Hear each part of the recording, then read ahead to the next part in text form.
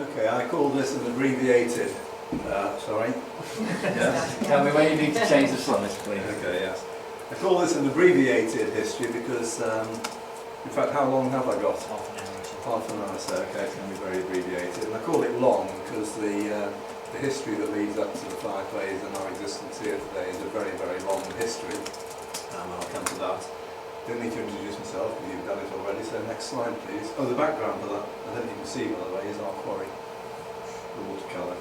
Right, very quickly about the company itself. It was founded by William Noak in 1932. William Noak was my grandfather. He had been works manager at Twyford's, and while he was there he was very concerned with getting the whitest possible clays at the cheapest possible price. The clays came from the southwest of England, very expensive to get here. He had a friend called Mitchell, who was, or an associate called Mitchell, at Liverpool University, who did a PhD thesis, I think, on the northern part of the South Staffordshire coalfield. And from that, my grandfather was led to believe there were some very nice clays associated with the coals there. So when he retired, this is a very energetic man, more energetic than I am now, I think, he formed his own business. And he did this by going around a lot of the pubs in the South Staffordshire area, Brownhills and so on. And I don't think he could have been a drinking man because I was brought up in a house that never had alcohol in the house at all, so I presume that was passed down. But anyway, he swallowed all his reservations and he went around these pubs and he talked to all the miners.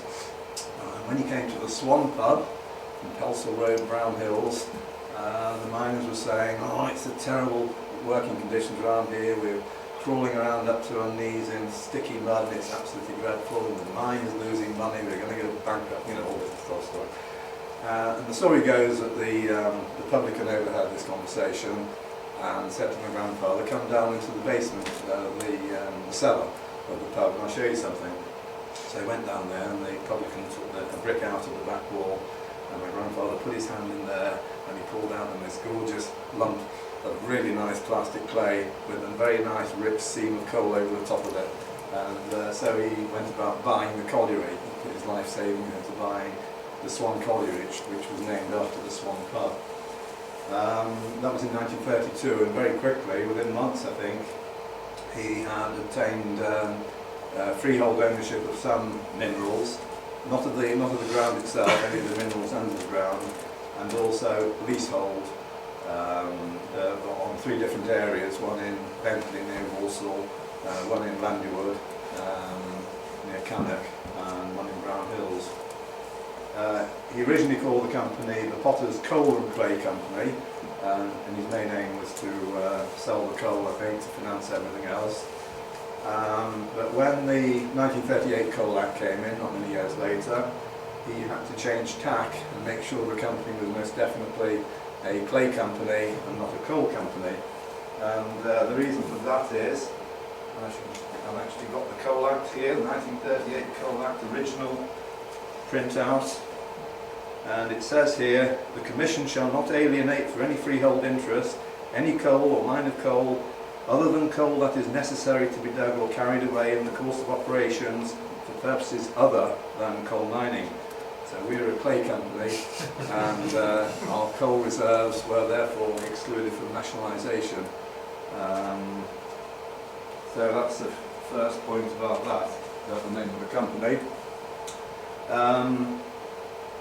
During in 1941, my father, Walbrecht Noak, joined the company, and he with his wife Helen, my mother, set up Potclays Limited as a marketing arm of Potter's Clay and Coal.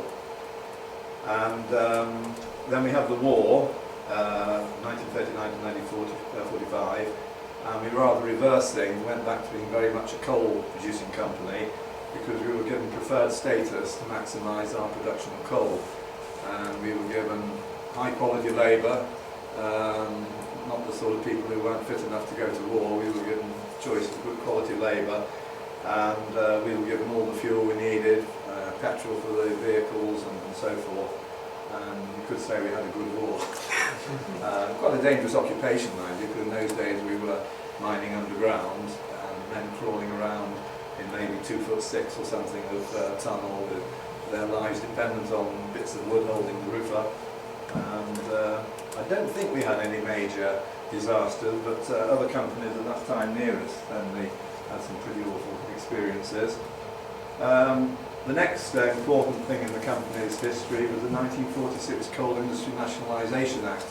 Whereas the Coal Act had actually nationalised the minerals in the ground, or the coal in the ground, the Coal Industry Nationalisation Act nationalised the actual operations. And again, we managed to avoid that by quickly going back to being a clay company, but also being very obstinate and absolutely refusing to sign away the company. From what my father told me, he had some very unpleasant experiences when he was on his own, locked into a room like this one, with a lot of National Coal Board people, all just hammering away at him, how it'd be in his best interest to sell, and he was letting the side down if he didn't sell, and somebody standing on the door, so he felt he couldn't actually walk out. And I think it's a bit like people who give up smoking. There's nothing like an ex-smoker to be a real campaigner for other people to give up smoking. And the National Coal Board consisted of all these little mine companies, and bigger mine companies as well, who had joined the club, if you like, and they felt everybody else should be in. And our company was one of the very, very few companies that didn't get nationalised. I won't read it out. I've actually got the Coal Industry Nationalisation Act here again, and there were various clauses in that which enabled us to escape, and also to be able to carry on working the coal with the clay. And one of them is called 36(2)(b), section 36(2)(b) of the Act, which said that it shall not render unlawful the working and getting of minerals other than coal, where coal is worked in the course of getting those minerals out. And we were able to, we applied for a licence under that, and we never got one, and we never heard of anybody else in the country getting one.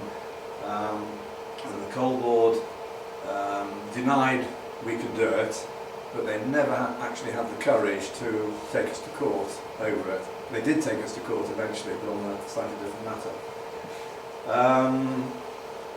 So from the company carried on just mining little pockets of clay. I'll come later on onto the geology of it so you can see why there were little pockets. And we did it in a very small way. We had men working with picks and shovels, loading the clay with a shovel into little tubs about this size that ran on rails, initially pulled by pit ponies. In fact, my first experience I can remember, 5 years old, is being given one of the pit ponies when they came out of the mine.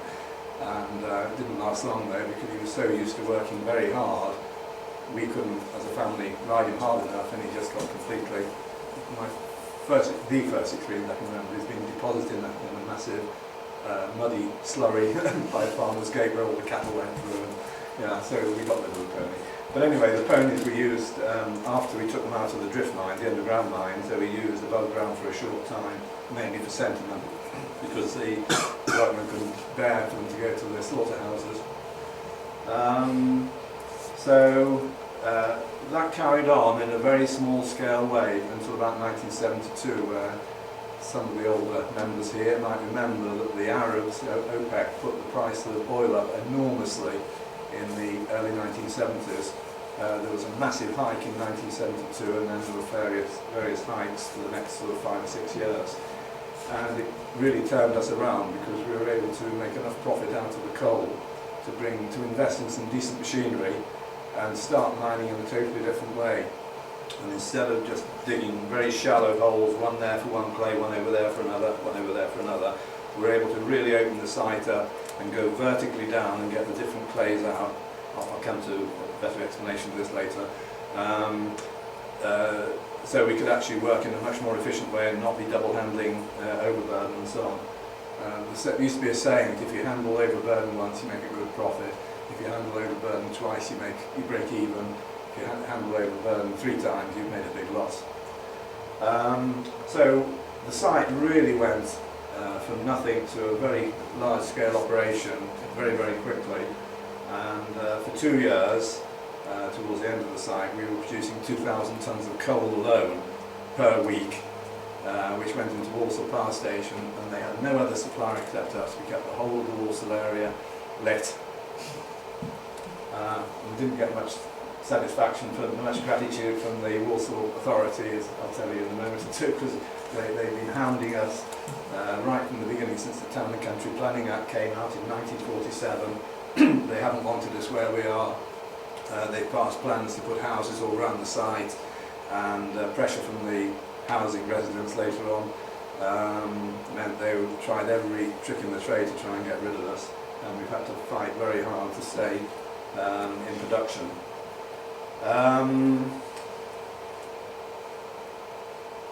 The main basis of, well, look, no, I won't go into that actually, I haven't got time. I'll just go on to the number 12, point number 12.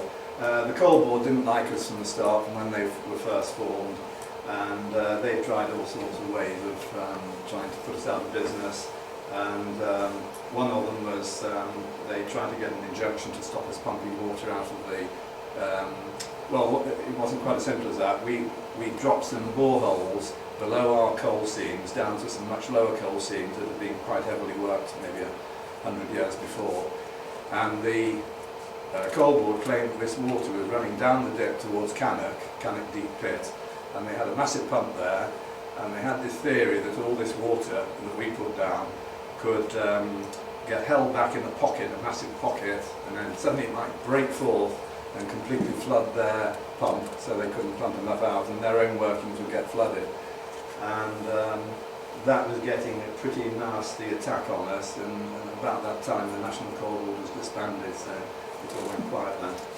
But they also had a go at us, a very interesting case actually, over royalties. Before 1938, the Coal Act, we had a leasehold for the Little Worley estate, who owned most of the land in that area, and we paid 2.4 old pennies, which is like 1 penny per tonne. Unbelievable now, that's what we paid. But if you read Hansard for the 1938 period, leading up to the 1938 period, the idea of the Act was to protect people like us, poor leaseholders, who were being exploited by the wicked landlords. The idea was that it would stop them hiking our royalties up. So we were very pleased about that, that was fine. And we carried on paying a penny a tonne until the 1960s. And by that time we had worked out this penny a tonne, had worked out it increased to 2 and 6pence. 2 and 4pence 8, I think we talked about, which is 12.5p. But the Coal Board, without any consultation whether we could afford it or not, they just put it up for the whole country actually, but they didn't take account of individual circumstances, and they put ours up to 32 and 6pence, which is £1.62.5p, is it? Something like that. Which was absolutely totally unaffordable. There's no way we could have afforded to pay that. Which is another reason, by the way, going back to point 6, PCC became a subsidiary of Potclays. Things looked so diabolical when they did this royalty thing that we tried to get all our assets into a safe company, and Potclays then became the holding company. Potterstone Coal was a subsidiary, and we stripped it down as far as we possibly could, so it wouldn't be worth anything if they won their case and the receivers came in and so on. But this royalty argument, we argue that the whole purpose of the Act, the spirit of the Act, was to protect people like us. And the National Coal Board, the government, had become the wicked landlord in effect. And the Coal Board, although they sound really, this is about the time I joined the company actually, 1969, a very exciting time. They actually got as far as taking us to High Court. We had all the writs and so forth. But then nothing happened. It just kept going on and on and on, and nothing actually happened. We were just living on tenterhooks, and in the meantime churning out more and more coal.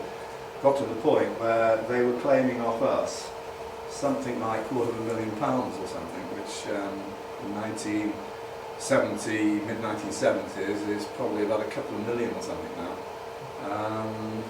We actually said, all right, we accept you, we owe you 2 and 4 a tonne, and we actually sent them cheques, and that got into quite a few tens of thousands of pounds where we sent them cheques, and they kept sending them back. because they thought they'd be accepting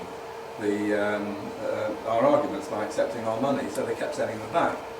And the amazing thing is that they never pursued their High Court case. We got to the end of the 1970s and the pit ran out. We had a sort of message that came down through various parties, consultants talking to consultants, where the Secretary of the National Coal Board said, we're not actually going to take a case, but if they ever try it again, we're really going to nail them. So we never actually had an official withdrawal of the case. They never had their checks, which is absolutely brilliant. Even the 2 and 4, we hadn't even paid the 1 pennies. We owed them. And we put all the money to very good use. I've got no conscience about it at all, because I spent far better than they would have done. And we built Potclays up with the funds, and Harry came in about the beginning of all this, and he was able to have the finance to expand machinery and develop the studio side of our activities. And it also gave us a profit on the site to make what I think is a brilliant job of restoring the site, and I'll come to that a bit later. Everybody hated us, even our landlord hated us, even the surface landlord, Worley Estate. I'd never met them. I joined the company in '69, and by '72 I'm sure they must have got their heads together, because the planning authority went for us. We had injunctions served against us for not restoring the land quickly enough, because we had all these little pockets where we were digging the clay out originally, and they wanted us to backfill all those, which would have really hurt us, because we couldn't have got all the different clays out we wanted at the same time. So that was the planning authority. The coal board was going for us on the royalty business about the same time, and the landowner suddenly decided he could put 100 houses on our nice little plot, part of our plot, and he went for us as well. He turned out he was a really nice man, and I became an extremely good friend of him in the end, well, fairly quickly actually, but unfortunately he'd gone to a firm of solicitors in London called McFarlane's, who real high flyers, used to international business I suppose, and they were really going to make sure they won. And one of my early experiences in Potclays, when I was only still 26 years old, was that I had an ex parte injunction served on me on a Friday night at about 6 o'clock at night, when everyone had gone home, to not only stop pumping water from one part of our mine to another, but to actually reverse the pumps and pump the water we'd already pumped out back into the workings. And disaster. You know, we'd come in on Monday morning, all our workings would be underwater, all the machinery would not be able to work, we'd have no production, cash flow would be affected, and that was the whole point of it, of course, that was the intention. So being very young and inexperienced, and thank goodness I was young and inexperienced, I didn't do anything. I just said, this can't be right, this is just stupid. Nobody can expect us to do this, so I did nothing. And on Monday morning, I was ordered down to London to the High Courts before a judge, and I was sued for contempt of court because I should have acted immediately. But it was an ex parte injunction. That means that only the one side who got the injunction, our side, hadn't had a chance to put our case, so that was sort of ameliorated the situation a little bit. But the judge gave me a real ticking off and said, if I ever get an injunction from a court again, I act on it immediately, otherwise I'll be in prison. And the landlord, all the solicitors, actually wanted me to go to prison. They admitted it. They were trying to get me sent to prison. But anyway, that was in about 1971. 1972, the whole thing was such a terrible mess that we decided that we'd have one single court case where the planners, well, the coal board had a say, but it didn't really have much active part. But the planners, the landowners, and ourselves would fight it out in a court case and decide what was the best way to sort it out. And I've got this lovely clear memory of, in one of the recesses from the court, just sort of wandering around just outside the courtroom door, and this very gentlemanly man came up to me and said, oh, you're Jonathan Noak, are you? And I said, yes. And he said, well, I'm Hamish Wallace, and he's the tenant for life of the Little Worley estate. And we got on like an absolute house on fire. We shouldn't have been talking, I suppose, but to such an extent that he had a word with his advisors, and his consultant stood up later on and said that he thought Potclays and Cole were doing a good job, and you know, we really ought to get round and talk. And that was the end of the case, and all three parties got round. We got the planning permission out of it, we got the working agreement with the landowner, and from then on, it's, well, we never looked back, except for the planners. The planners never really sort of gave up their quest. Anyway, that was rather a long slide, and it's a bit nice pictures now. Oh, sorry, jumping kind of a bit. Had a bit of an introduction already, but William Note, 32 to 39, died in 39. My father actually joined before 39. He was part-time, he was still works manager at Mount Beacon and working part-time for my grandfather. I joined in 69. In fact, I'm quite pleased to see I'm actually above the median line of the list now. I'm going up the hierarchy. Harry Fraser joined me in 1974 and retired, well, I say retired in 2003, but he's still a director and he still comes and helps us out, and it's great to see him.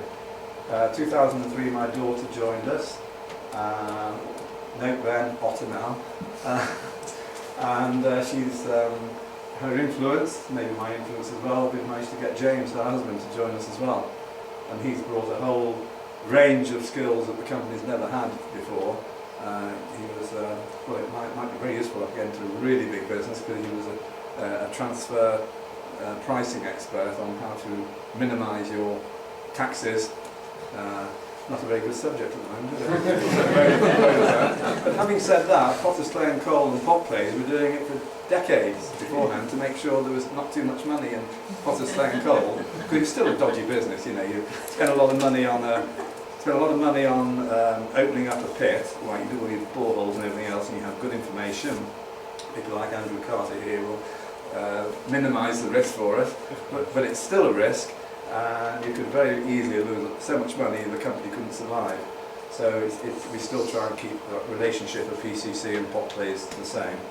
And I'm very pleased to say, by the way, finally, we've now got we've lost track of time now, 1, 2, 3, 4, 5, fifth generation with my little granddaughter.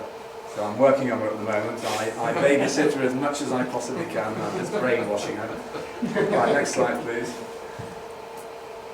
Right, why are there Fireclays at Brownhills, and why are they of such high quality? And Harry Fraser's talked about what quality might mean, that the clay needs to be very plastic, and generally white is more preferable to reds and browns, and those are the two things about the Brownhills Fireclays which are so important. But also, another one is they're very refractory. You can fire them to a very high temperature, so they can be used in earthenware clays and stoneware clays, and in fire bricks, in fact. They're a bit plastic for fire bricks, but they're quite a good additive to make the making of the bricks more easier. Next one, please. Then if you notice, by the way, all the sides, I've tried to put a background of our quarry taken at some stage. Right, this picture, a lot of people will say that's just a man holding a pile of mud. But I was talking to James about it earlier on today. That is the most amazing distillation of just about every subject in a school's curriculum that you could possibly imagine. I could even get religious education and physical education into it, but I won't go into that now, but I can argue it. But apart from the obvious things like chemistry, with all the reactions that go on in the clay and so on, it covers art, obviously. It covers mathematics, because there are all sorts of calculations you can do in designing clay bodies and lasers that go with them. Amazingly, you might not think this, but it includes physics and astrophysics, which I'll come to in a minute. And in fact, the religious education bit of it is probably tied up with Big Bang and, you know, whether it happened and whether God caused that, and so on and so forth. But I can get quite excited about that, because perhaps we're tackling schools in the wrong way. We're trying to sell clay for art in schools, and we should be selling clay as a very visual, inspiring way of getting kids interested in a lot of other things as well. So if we can carry on to the next one. Oh yes, why are clays where they are, Brownhills, and why are they so good? I had a lot of fun with this the other day. This is a timeline since the Earth was created. I could have gone back to the Big Bang, but I couldn't squeeze it on the paper. Unless you use an exponential graph. But to make it more impressive and to give you a sort of perspective on it, I've shown a column that's the equivalent 24-hour time. So if you imagine all the time between 4.5 billion years ago until now was compressed down to 24 hours. God made everything in a day. So 4,500 years ago, that's at midnight of this virtual day, the Earth was formed from the accretion disk that was forming around the Sun as the Sun formed. The Moon followed soon afterwards by this big collision. And amazingly, the very oldest rocks we ever found weren't long after that. In other words, about half past midnight. The Moon was formed at 16 minutes past midnight.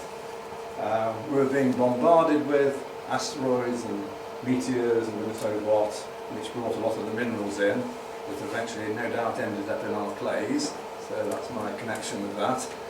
I can go back much further than that, of course, because the high-level elements that form those minerals came from the first generation of stars that then became supernova, fantastic explosions which caused such strong fission that it converted elements into their higher levels.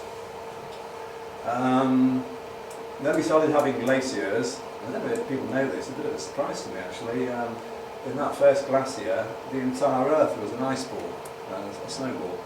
And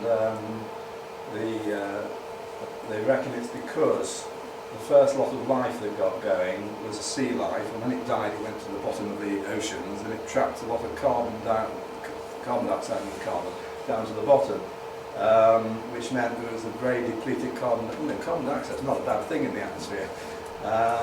So things got very, very cold, and so cold also because there were land masses over the poles, which meant snow could accumulate and not melt during the summer, so it could stay there all year round, increasing the albedo of the world, so it reflected the light out. So everything became incredibly cold, and it even covered the equator.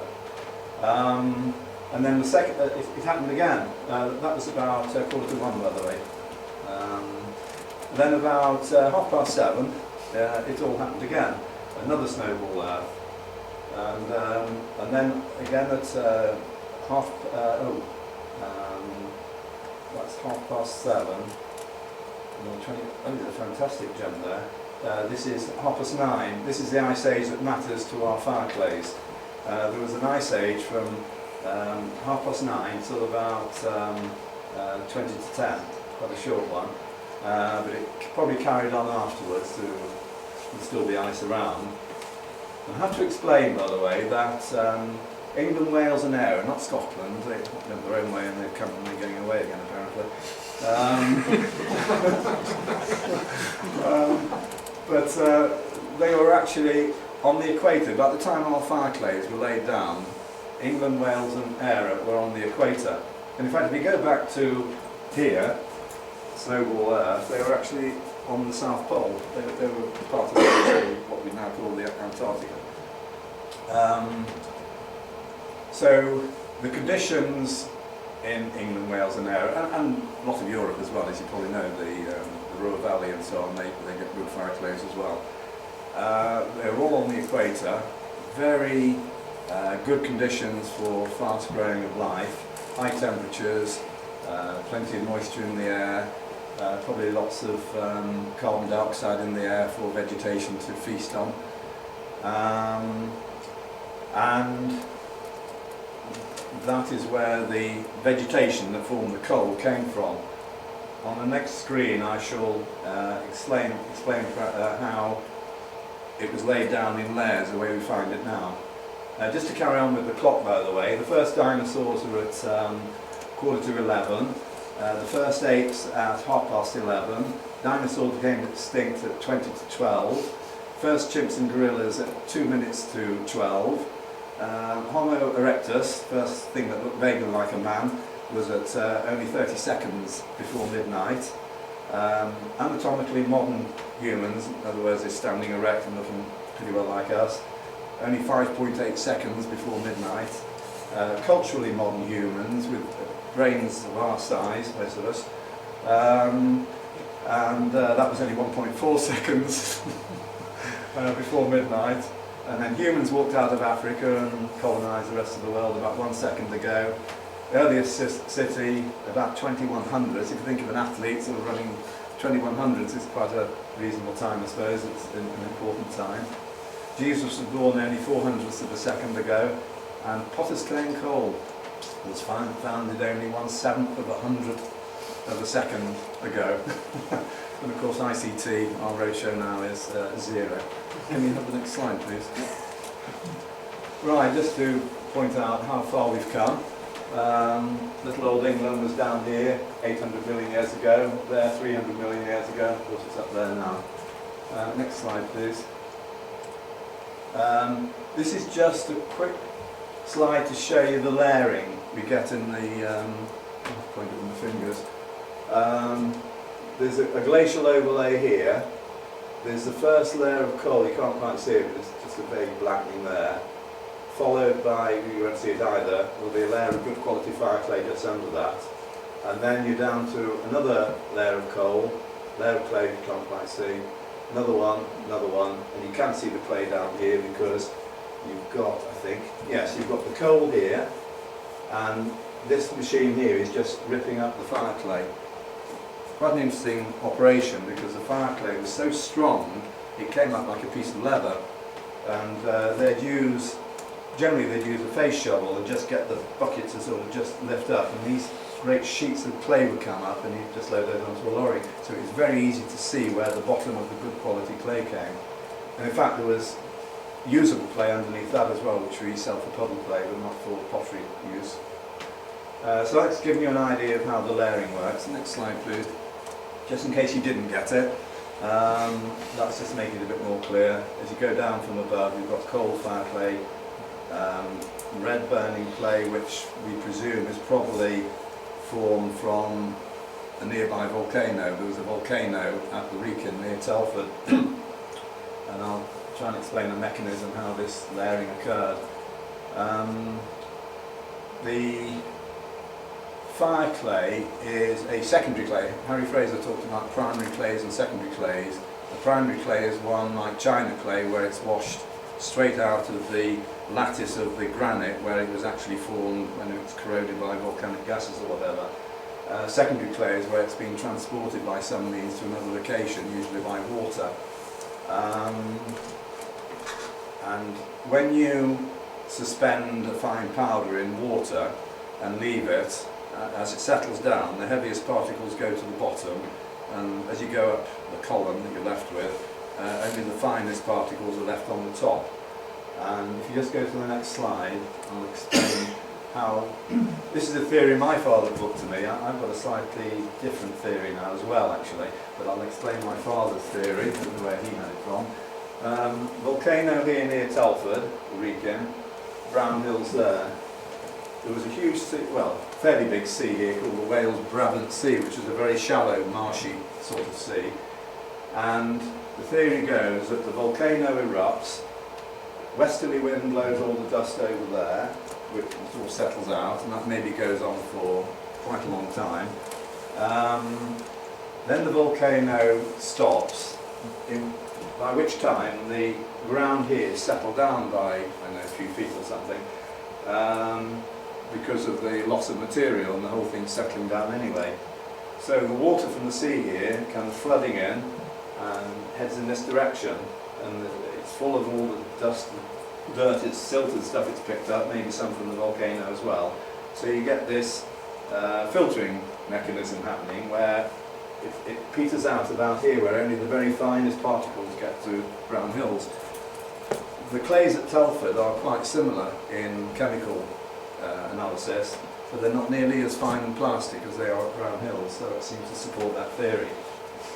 My other theory, which I only thought up in the last day really, just happened to listen to a programme by Melvin Bragg talking about the history of the ice ages, and he mentioned that just before the Carboniferous, or he didn't, his experts did, just before the Carboniferous era, there was this very big cryogenic ice age, which was still sort of gradually petering out when the Carboniferous time started.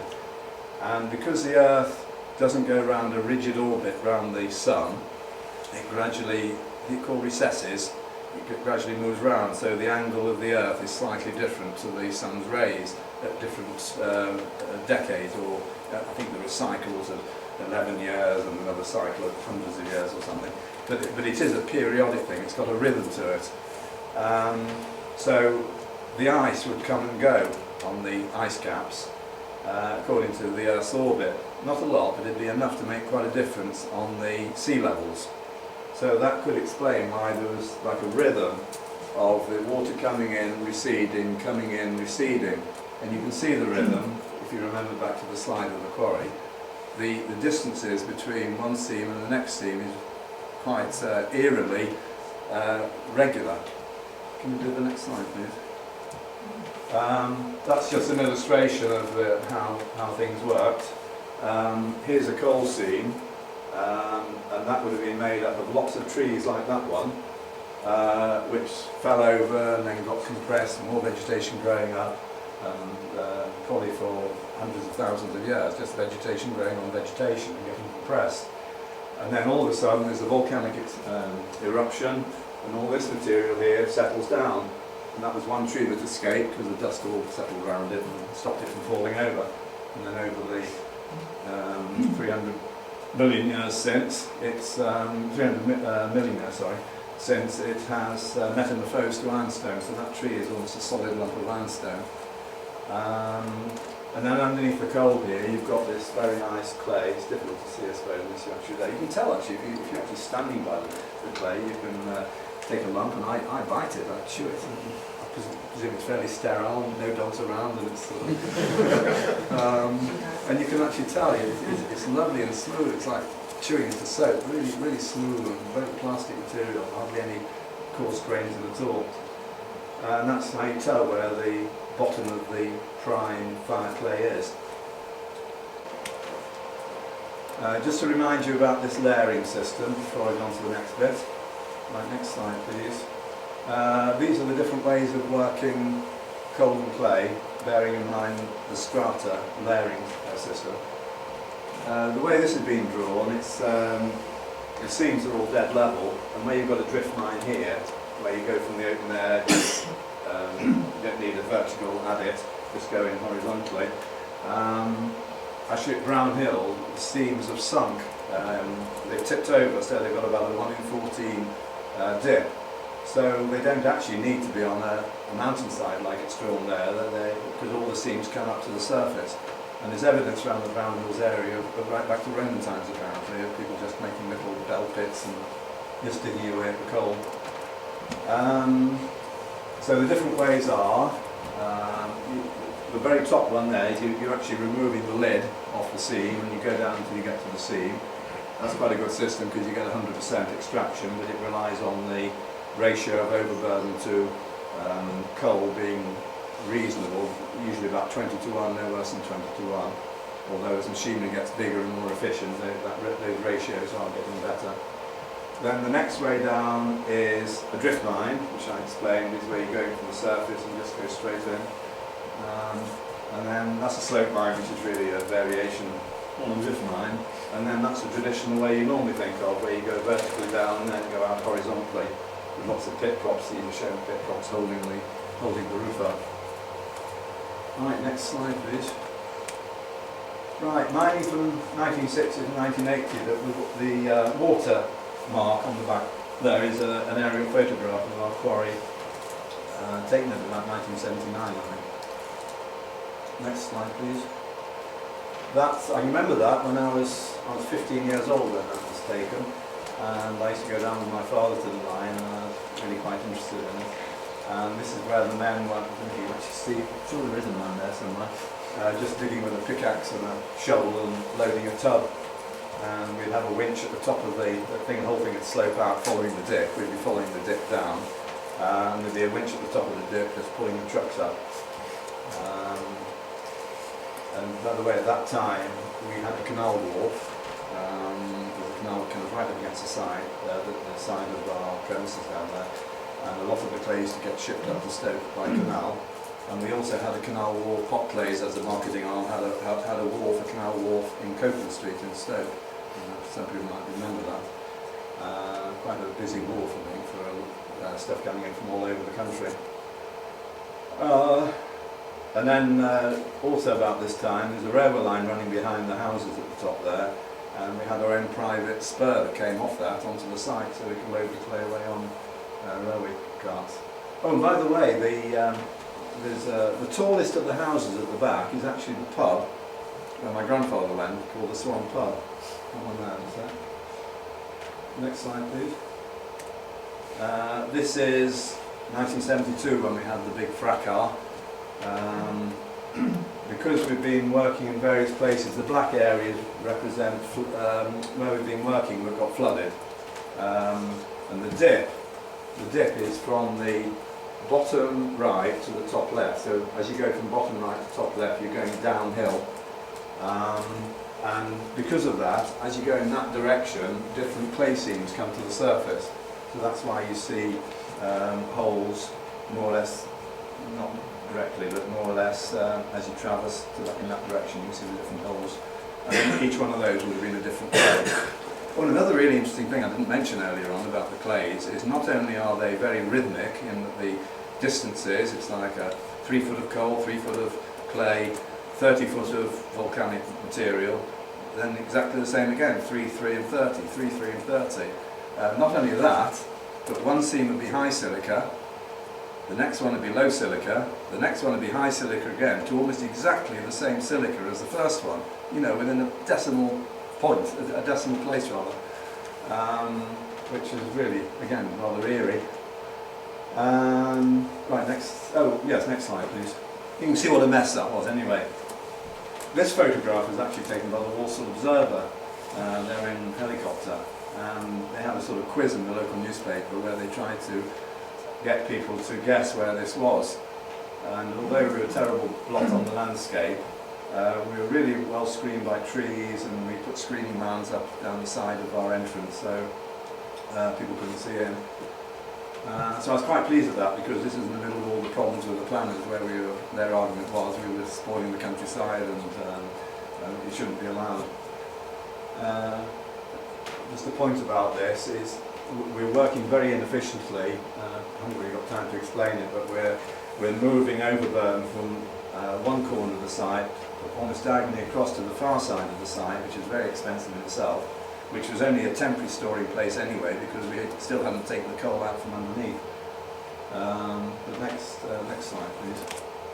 Main point is we're getting better, and this one, 2 years later, is quite a big improvement, where you can actually see a bit of method in the procedure.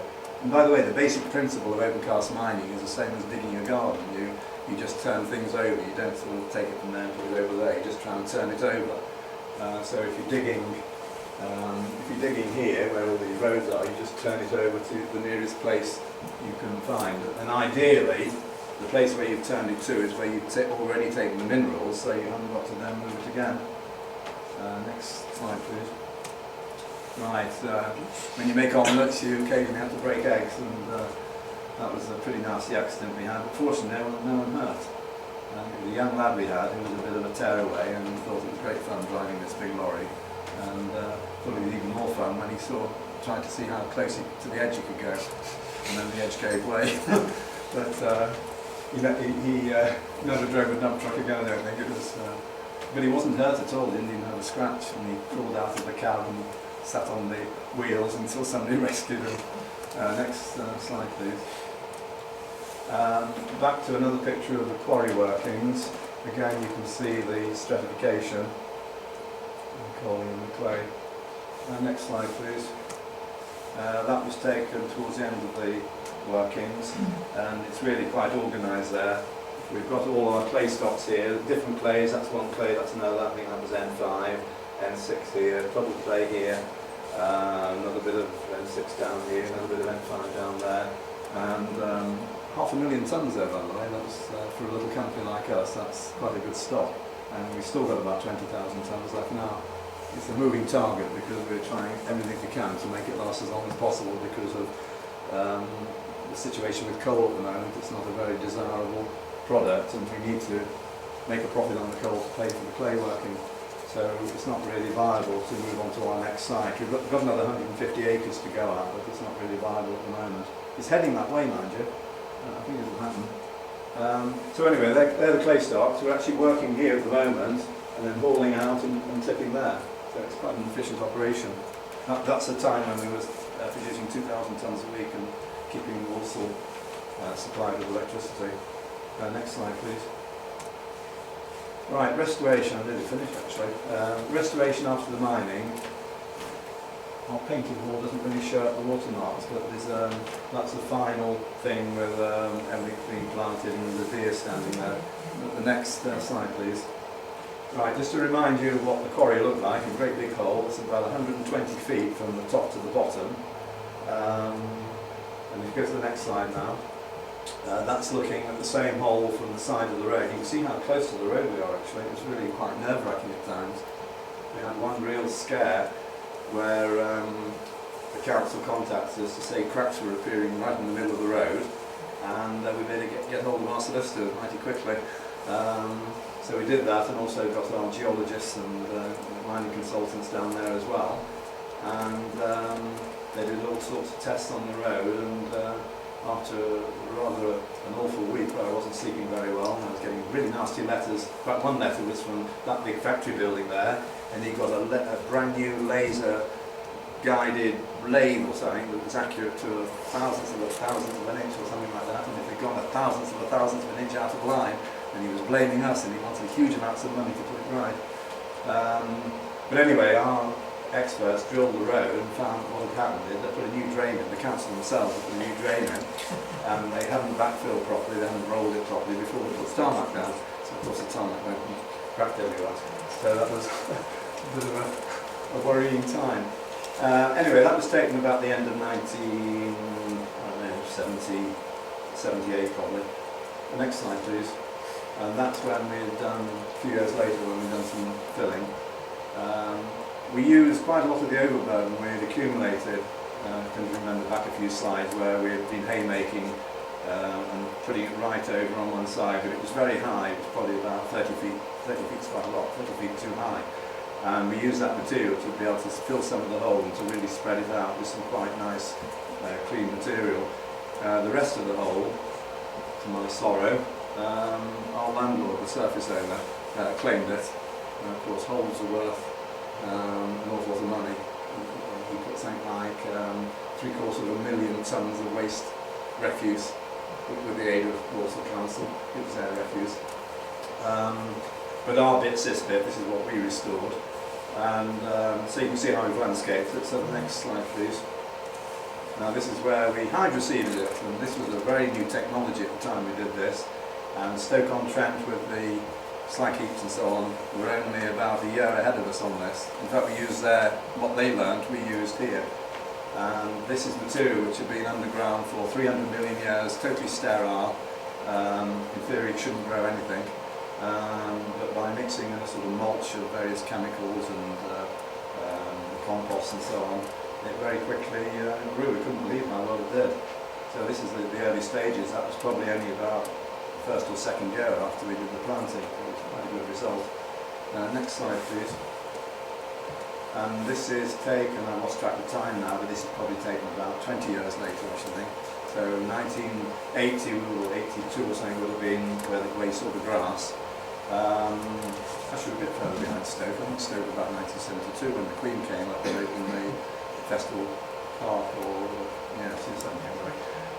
So this, I'm sure this must have been about mid-1990s or late 1990s. So you can see how well it's doing. The trees that we planted many tens of thousands of trees, all at our expense, turning back the profits we'd made on the coal. You can see they're becoming reasonably mature now. So one more picture, and that's the one Mark Winkle took a couple of years ago. Same sort of, looking in the same sort of direction, and we're back to wildlife. There are foxes there, and I'm not an expert, but there are all sorts of fauna and flora. So it's been really, really, very pleasing. So thank you very much. Thank you.